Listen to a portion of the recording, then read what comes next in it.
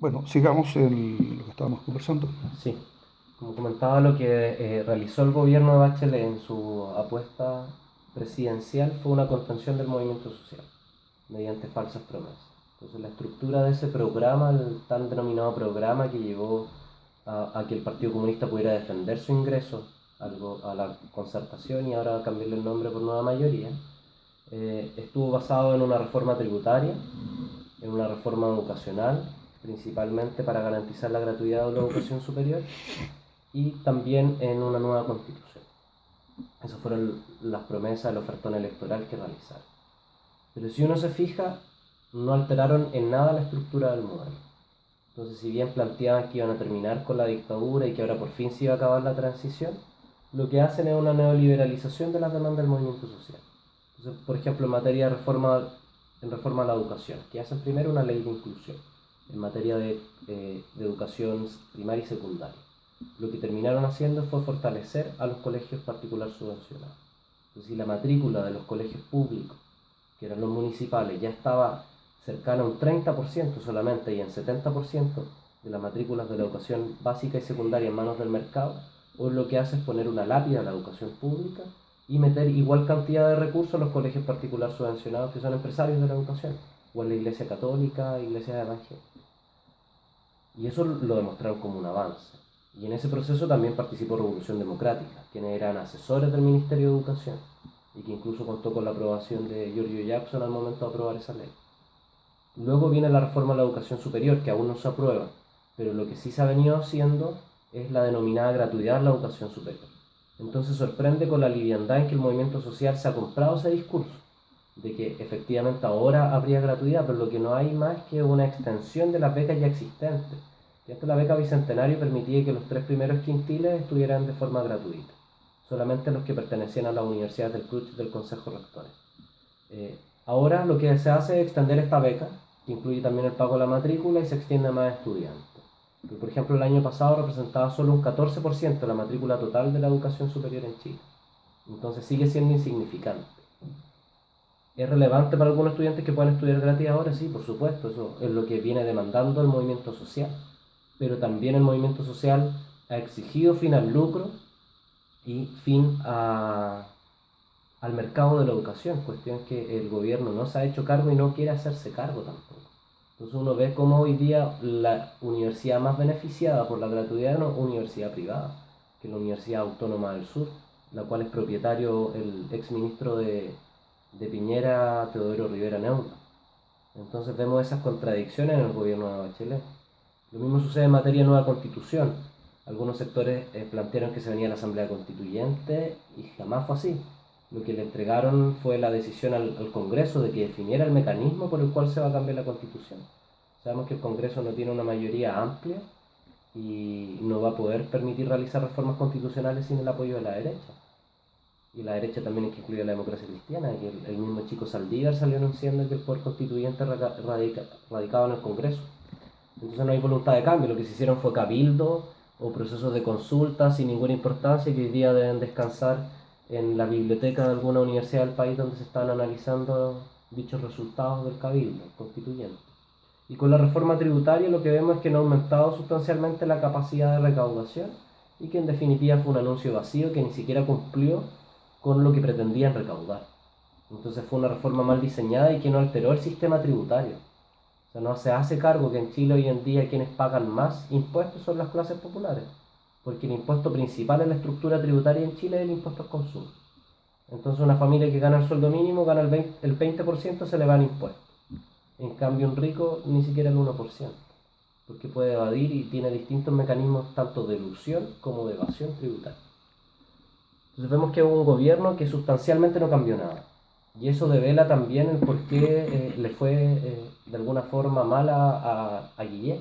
Nadie defendía el gobierno, ni ellos mismos. Y a propósito de eso, la misma ley laboral que tenía que hacerse una reforma, yo casualmente estuve por allí en reuniones con los sindicatos que deseaban frenar un poco la propuesta de gobierno y, y tener su propio como dirigentes sindicales. Estuve en algunos eventos sindicales sobre eso y la rigidez del gobierno. la tosudez del gobierno y de los partidos, particularmente el Partido Comunista que dirigía la CUT, era evidente. O sea, ellos no pusieron ni un pie, digamos, para poder defender posiciones de los trabajadores. O sea, tuvieron un compromiso permanente para mantener la legalidad, inclusive para judicializar, no, o sea, para aceptar lo que era ilegal anteriormente de parte de la dictadura. Sí, lo que fue la reforma laboral era una reforma que no estaba en el programa. Sin embargo, la misma clase empresarial es la que la pone sobre la mesa, no el movimiento de trabajadores. Entonces se desarrolla un proyecto que se anuncia grandilocuentemente que iba a terminar con el plan laboral, pero lo que termina haciendo es profundizar el plan laboral. ¿Y por qué digo esto? Porque el énfasis que se le da en materia de flexibilización laboral. Entonces se crea una figura que se llamaba pacto de adaptabilidad, ahora la ley habla de pacto de condiciones especiales del trabajo, que un trabajador puede trabajar hasta 14 horas diarias, si es que se aprueban estos pactos de adaptabilidad. Y la ley de la huelga, Claro, la posibilidad de negociar, digamos, no existe. claro, si uno mira la estructura laboral en Chile, el plan laboral, ¿qué es lo que hace? Primero, atomizar las organizaciones sindicales. Y si antes existían ramas de la producción o sectores de la producción, ahora el sindicato lo reduce al nivel de empresa. No se permite la negociación por rama por sector económico. Luego de eso, la otra pata de este modelo neoliberal en materia laboral es el paralelismo sindical. Entonces, no solamente hay una organización a nivel de empresa, sino que el modelo fomenta que existan varios organizaciones sindicales al interior de la empresa. Y eso, ¿cómo se realizaba? Primero por los grupos negociadores, que el patrón llegaba, levantaba un grupo de trabajadores, lo hacía negociar sin tener organización sindical, le daba mejores beneficios, y eso permitía ver que el sindicato no servía para mucho. Luego de eso encontraron más efectivo la creación de sindicatos amarillos, sindicatos del patrón en los cuales le establece mejores condiciones a cambio de que estos no generen conflictos. Pero luego, cuando logran desarticular al sindicato un poco más combativo, el sindicato amarillo también se transforma en un objetivo de destruir por parte del patrón. Entonces hay muchos casos en que el sindicato amarillo después termina radicalizado porque el patrón no perdona nada, no perdona a todo. Por otro lado, como tercera pata estaba la huelga, que la huelga de papel.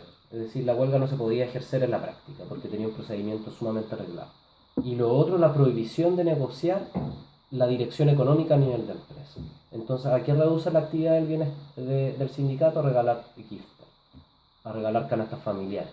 Pero le quita todo poder de negociación importante, no puede ser parte de la administración empresarial. Entonces, este sistema se mantiene intacto. No hay ningún cambio con el plan laboral, o sea, con la nueva reforma laboral. Y lo paradójico es el rol que tuvo la CUT. O sea, uno espera que a lo menos la decencia de la organización de los trabajadores sea defender los derechos de los trabajadores. Lo que hizo la CUT, principalmente liderada por el Partido Comunista, fue salir a defender la reforma. Nosotros le decíamos a los del Partido Comunista, o ustedes no leyeron la reforma laboral y están pecando de tontos, o son malos. Y simplemente ya tienen un programa neoliberal. Porque no se entendía cómo la podían defender. Empezaron a hablar de que se iba a garantizar la titularidad sindical. Y ese era su único caballo de batalla y con eso estaban dispuestos a entregar todo el resto. Y además eso lo perdieron. Ni siquiera ganaron la titularidad sindical. Entonces ahora vemos como Bárbara Figueroa habla de que va a defender en tribunales los retrocesos que significa la reforma laboral. Es sumamente ridículo. O sea, aquí hay una responsabilidad tremenda del Partido Comunista que no quiso dar la pelea por su llamado lealtad con Bachelet, que resulta cae llanamente en lo absurdo, porque no se explica políticamente.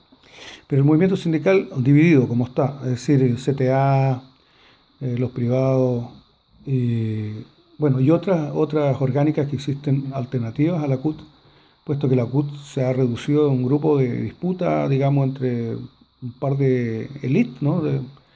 Bien de partidos o de personalidades, porque son más bien Martínez y,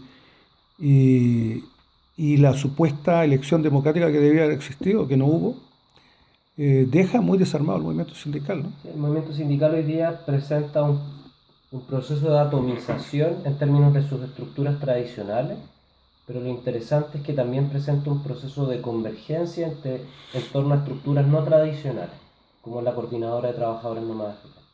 Entonces la CUT ha vivido un desmembramiento producto de sus vacilaciones al momento de negociar la reforma laboral, donde perdió absolutamente, salió derrotado, y luego con los intentos de no democratizar la misma organización, como lo han venido pidiendo distintas organizaciones sindicales, como el Colegio de Profes, la FEMPRUS, la CONFUSA. Entonces esto lleva a un colapso de la CUT. Hoy día la masa de trabajadores chilenos, la población económicamente activa es de 8,5 millones aproximadamente.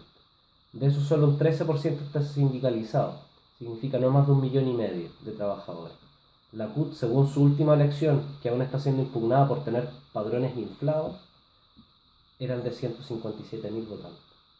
Eso no representa a nadie, ya no es la organización de Clotario Blest, cuando las organizaciones sindicales hay que recuperar la CUT, ya no representa a nadie la CUT. Y eso ha generado que hay distintos procesos de organización en el mundo del trabajo. Esta atomización a nivel de la CUT ha sido canalizada, yo creo que en dos instancias interesantes. Uno, a través de una central clasista que se plantea generar y es volver a los principios tradicionales de la clase obrera como el clasismo, la autonomía sindical, para dar y para efectivamente constituirse una herramienta que luche por los derechos de los trabajadores. Y por otro lado también es interesante el proceso de la Coordinadora Nacional de Trabajadores Nómada AFP, en la cual en la práctica se han encontrado organizaciones que todavía tienen presencia en la CUT, aquellas que han estado con descontento en la CUT y han congelado su participación, como lo es el Colegio de Profesores o la FEMPRUS, que se desafío que es la de los profesionales de la salud, y organizaciones que están por fuera de la CUT y participan en esta central clasista.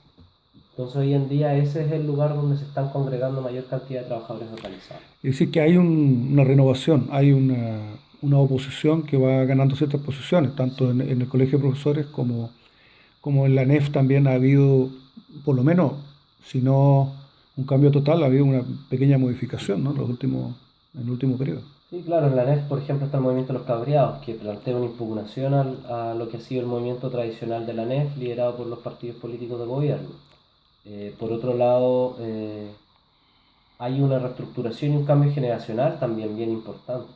Han surgido liderazgos nuevos, no tan jóvenes, pero sí liderazgos nuevos con un afán de democratizar sus organizaciones sindicales y de generar bases, y la mayoría de los sindicatos en la práctica era el cascarón, no tenían una organización de base. Y por otro lado también hay un componente generacional, se han ido formando nuevos sindicatos también, en lugares donde no existían. Y ese fenómeno también es bastante interesante. A nosotros desde nuestro proyecto, la Defensoría Popular de la y los Trabajadores, nos ha tocado acompañar varios sindicatos en la creación de ellos o acompañarlos en enfrentar sus primeras negociaciones colectivas. Y sí hay un tejido que se está reconstruyendo y que va a dar que hablar en los próximos años.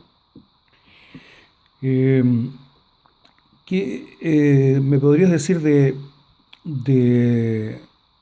bueno, estos últimos años hemos visto todo esto de el levantamiento de zonas rurales, zonas que han sido muy afectadas por diversos fenómenos, tanto del empresariado que ha generado procesos completamente involutivos, destructivos, como Chiloé, por ejemplo, el caso, otras circunstancias donde hay directa falta de atención y preocupación por la vida de la gente que vive, por ejemplo, en Punta Arenas y otras, y otros conflictos que han sido como Freirina y otros locales que han generado una acción popular, digamos, del pueblo en el marco de la reagrupación del movimiento de los trabajadores. ¿Ha incidido o no se ha sabido capitalizar? ¿Se ha capitalizado? ¿Cómo lo ves tú eso?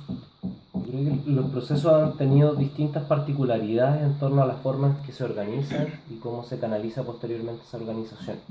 Pero lo que sí es claro y que de nuestra organización lo vemos es que nuestro proyecto anticapitalista, nuestro proyecto socialista no puede ser igual que los clásicos proyectos desarrollistas, y también es necesario cuestionarse el rol de Chile como economía periférica, que solamente se dedica a mandar cobre en bruto al extranjero y luego nosotros mismos compramos el valor agregado de ese cobre que nos devuelve en forma de cable o de otros instrumentos, por decirlo de alguna forma caricaturesca. Entonces, para nosotros es importante cuestionar este modelo extractivista, que es clásico en todos los lugares del mundo y que da lugar a estos conflictos principales, en contra de proyectos mineros, en contra de hidroeléctricas, y que logran grandes movilizaciones porque la gente ya está en gente, le afecta directamente. O sea, la contaminación de un río no permite generar cultivos, por ejemplo, lo que sucedió con Pascualama y el Valle del Huasco. O le inunda sus territorios ancestrales, como se ha producido con la construcción de proyectos hidroeléctricos en el Alto Biobío. Por ejemplo, la privatización del gas en Magallanes, en la cual el gas mismo que se genera en la zona resulta mucho más caro para la población cuando se le regala a empresas privadas. Ese modelo extractivista está colapsando, no solamente en Chile, sino que en toda América Latina. Y es importante hacerse cargo de esas demandas también.